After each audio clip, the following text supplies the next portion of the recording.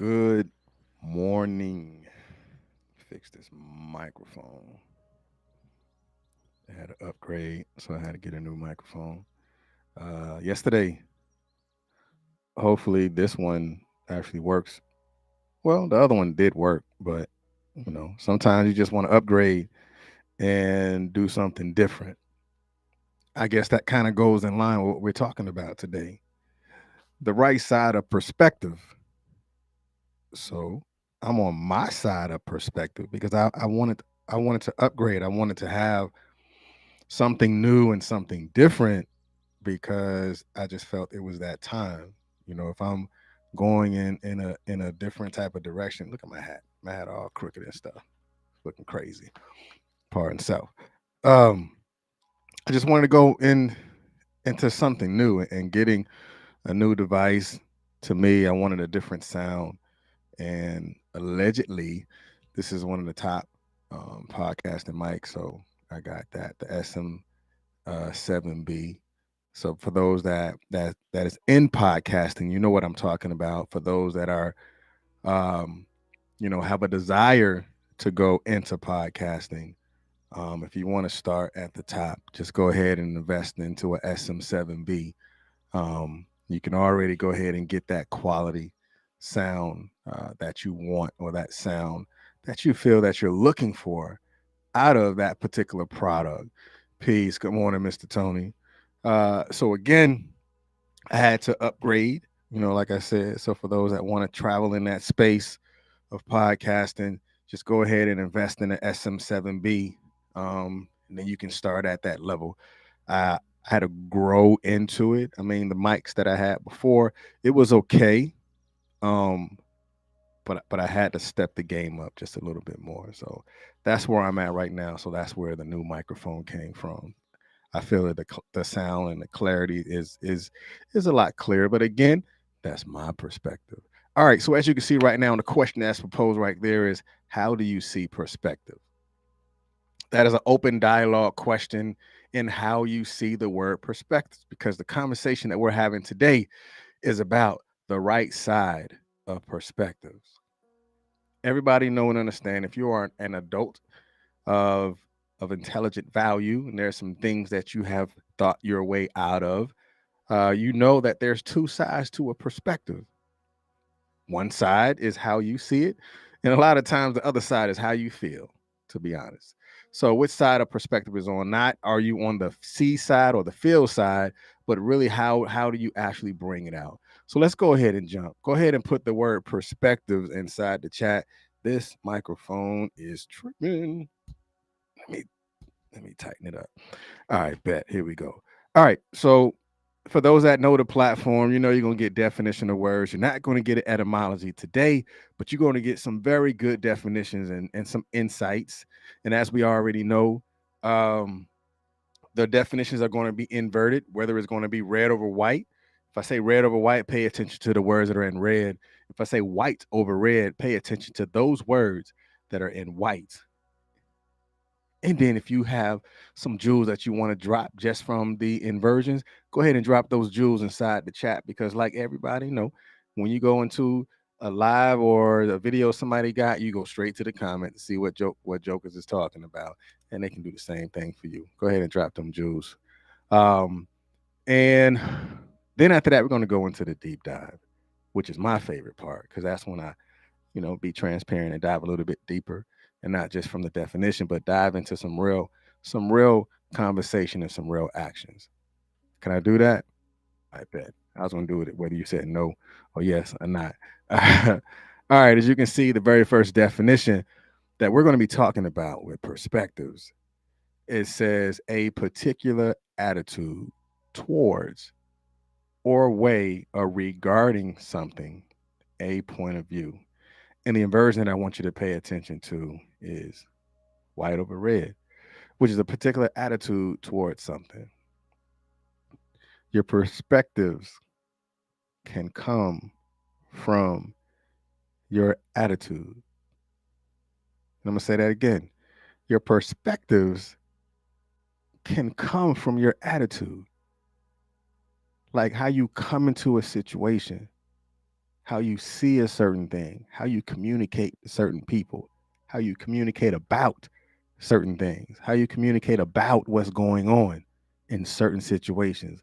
A lot of time it's based on your particular attitude towards it. And then at the end, you want to apologize. Not there's anything wrong with the apology, but if you would have checked your attitude before you applied yourself to the conversation, maybe that apology would not have been needed if you would have checked your attitude before you actually had or started in that conversation.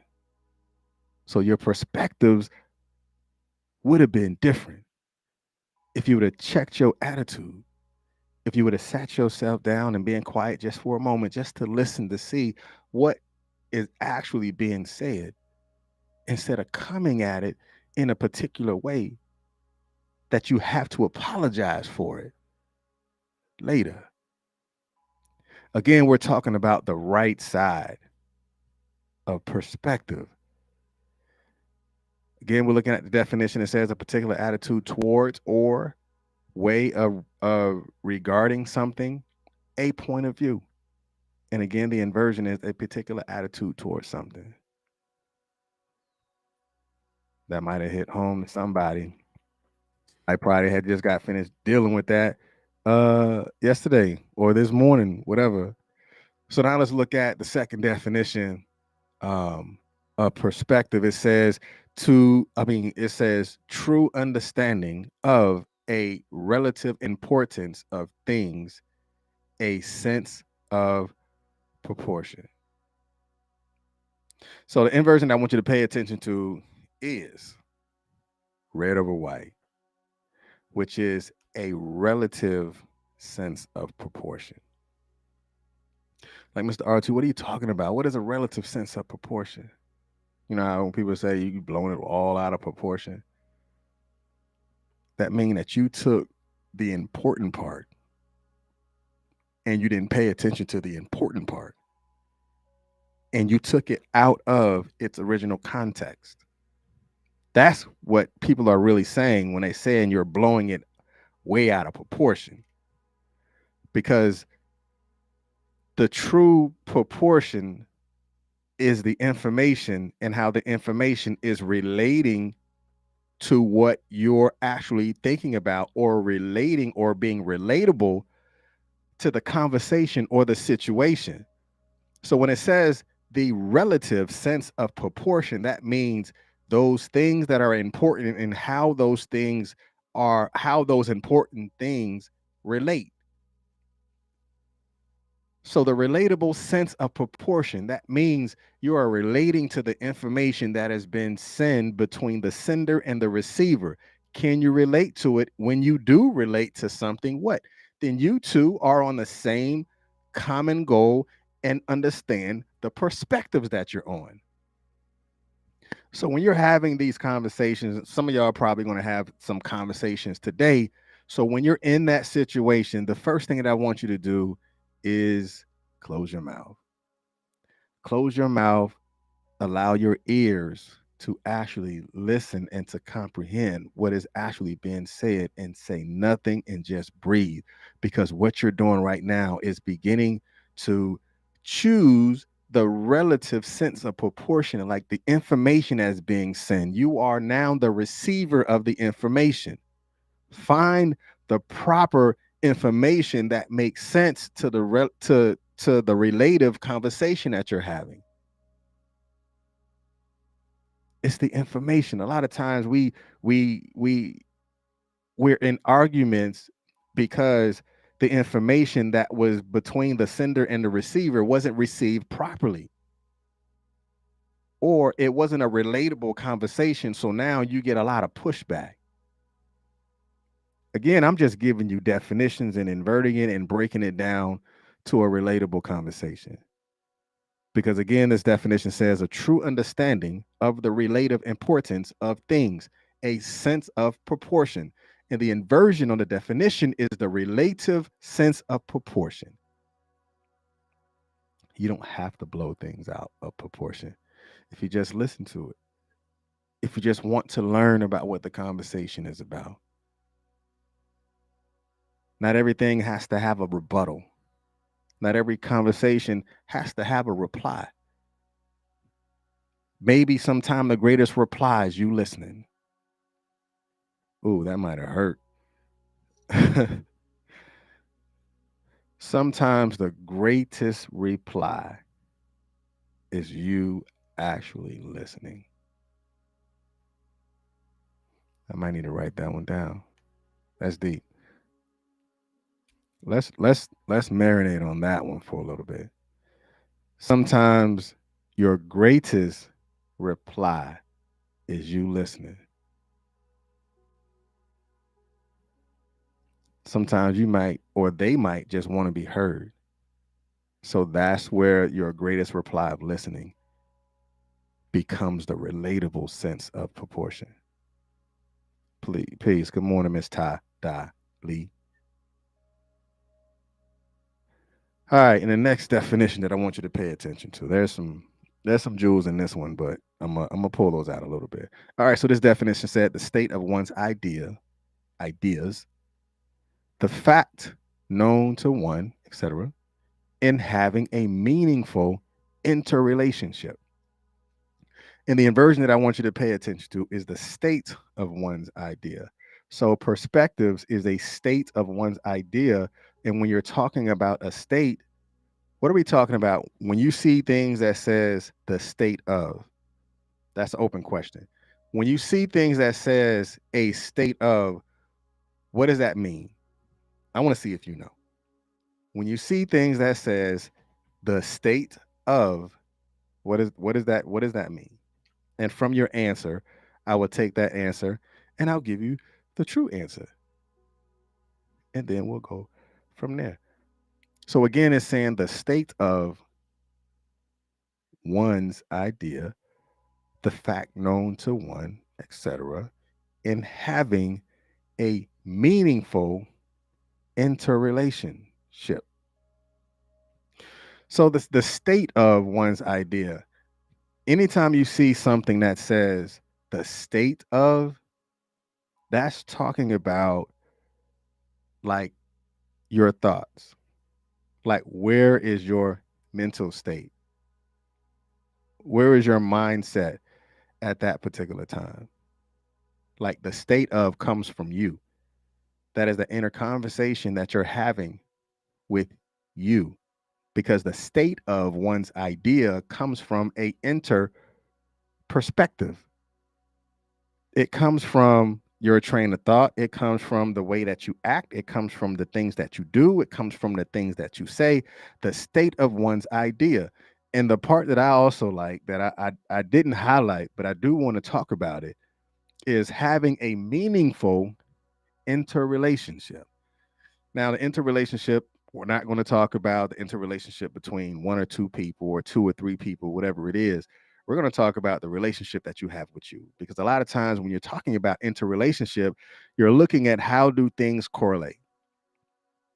Like for example, when they say a interrelationship like between unemployment and crime, they say the interrelationship between unemployment and crime is opportunity, because when there is no employment, people are going to begin to look for opportunities to make money that can help them survive.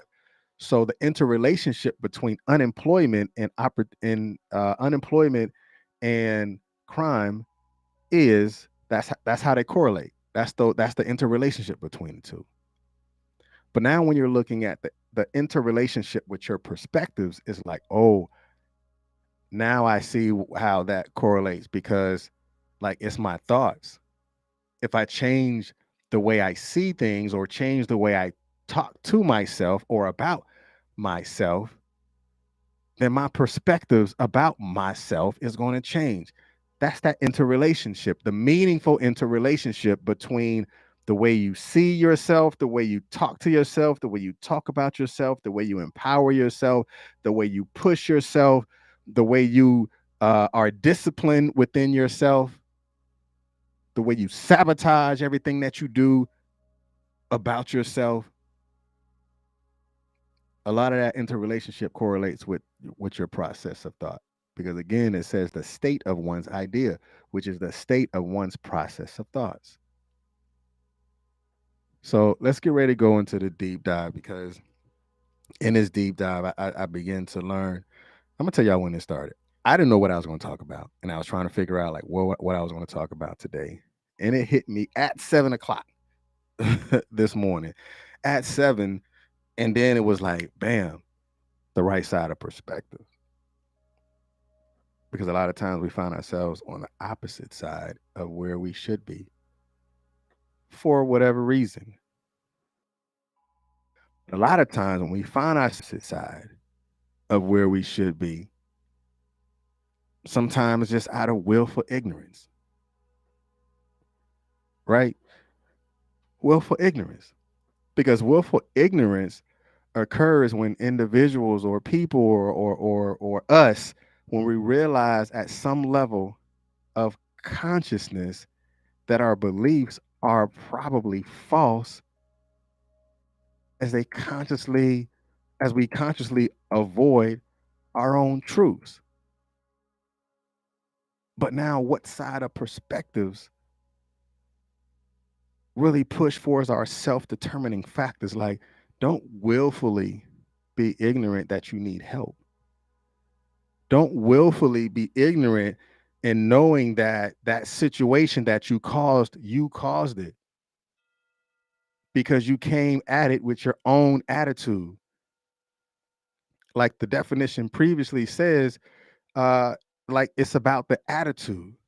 You can't be willfully ignorant to a situation or a conversation that you've created and act like it didn't happen. And like willful ignorance is like a self-sabotaging act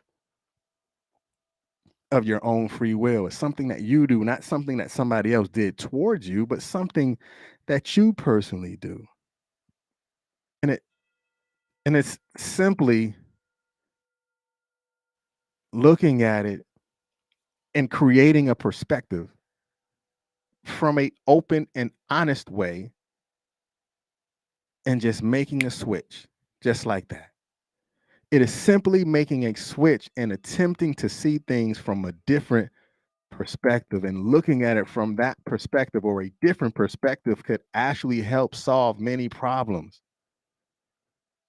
You got too many people that walk around and don't want to talk about it because they don't want to talk about it. They stay in that space. And when they stay in that space, it begins to tear down everything around them because they felt like they're not ready to talk about it. So now it sits inside of them. Then it physically begins to form its very own ulcer because you don't want to let it out.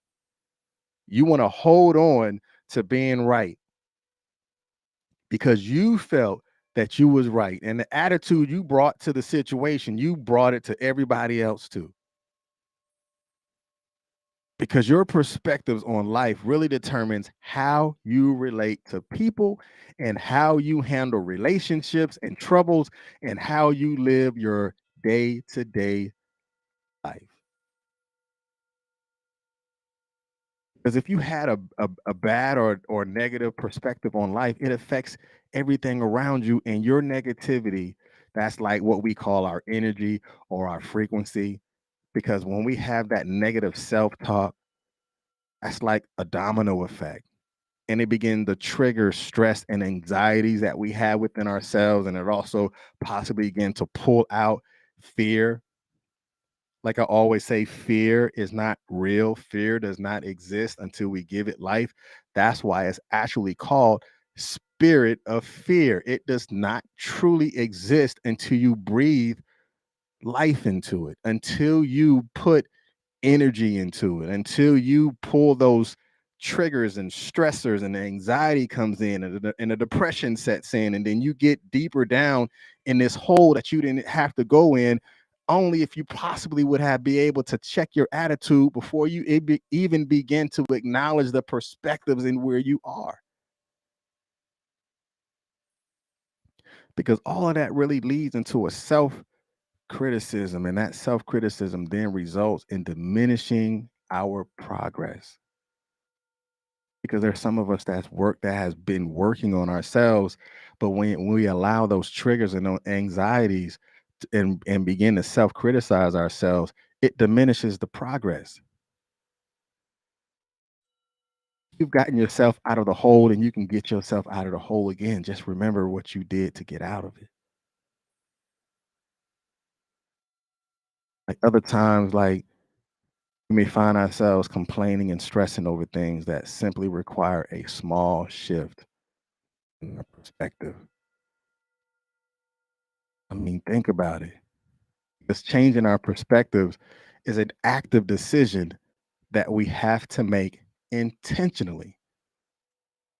It's not a mistake that you look at something and the perspectives of it that you know that you're wrong about what it is that you've been looking at because you didn't check your attitude before you came into the room. So I want you to practice something. You can either practice it this morning or figure out how you want to do it for the rest of the day. Practice shifting your perspective. Like practice it. When you feel a certain energy or you're feeling a certain anxiety that is beginning to form inside of you, and you feel it, you know what that feels like, whether it's butterflies in your stomach or you start sweating or your heart begins to pound more, you know that there is and has been a shift inside of you. It is that is a process of thought. That is a response to how you're thinking. So practice your perspectives. Practice shifting your perspectives. Because when you practice shifting your perspectives, that is an important skill to develop. Like, okay, I I know how I feel when I do this, or I know what that makes me feel like, and I don't want to feel that way anymore. I don't like how I feel when I do this. I don't like how I feel when I'm in this particular situation, or I don't like how I feel when I'm in this place. So when I feel this way, when I'm in this place, I'm going to shift. I'm going to sit down. I'm going to write out how I feel in this moment, or I'm just going to sit and be quiet and watch it play out. And after it plays out, I know where I don't want to be anymore. That's practicing shifting your perspective. That's not you going out and lashing out, but allow it to unfold. That's an important skill. And understanding perspective, that can be a meaningful and important part to your future you. That could be a meaningful and important part to the direction that you're going. That could be a meaningful and important part that is going to guide you along your way, because you're going to learn more about how you think, not just in the moment, but how you think that can actually begin to be the switchboard that's going to take you down your next path. That begins the process of a course correct just by changing your perspective, not looking at it in his way or looking at it in her way, looking at it from the importance of what's going on or the importance of what's being said. That's not putting the name on it. That's looking at the relative information and making your decision from there. A non-emotional decision after that moment, after you look at what are the relatable goals or what are relatable conversations that you need to have with yourself. Mr. Shelton said a lot, all a part of those toolkits for life. 100%. I think a lot of times we don't look at the tools that we already have. We look at the things that we wish we had into somebody else, but you've had that tool in your toolkit for a long time. You just need to pull it out and maybe sharpen it up a little bit. And then once it's time for you to use it, you can utilize it because you know what tool works with what. You're not going to go and get your hammer and try to hammer in a screw. No, you're going to go and get your drill to screw the screw in. All right, I'm gonna leave that alone. All right. Man, I appreciate y'all for being here at Consistency is Currency, your morning podcast of choice. I see you tomorrow, 7:30, right here Make sure you like, share, and subscribe. Go to our YouTube channel, Consistency is Currency. Go ahead and like and subscribe to that. Turn on the notifications. Go on our podcast distribution, iHeartRadio, Apple Podcasts, Google Podcasts, Podbean, Amazon Music, Spotify, Anchor. We're on all those platforms. So if you want to come back and listen to this one again, it's going to be uploaded into the system this morning, and you can go back and plug in and recharge just by listening this one more time, before your day is over, or you can listen to it during the day. But I appreciate you. Go ahead and put down in the comment section your takeaways and what you have used, and something that you can utilize today, or something that you can utilize and put into your toolbox. Y'all be blessed. Peace.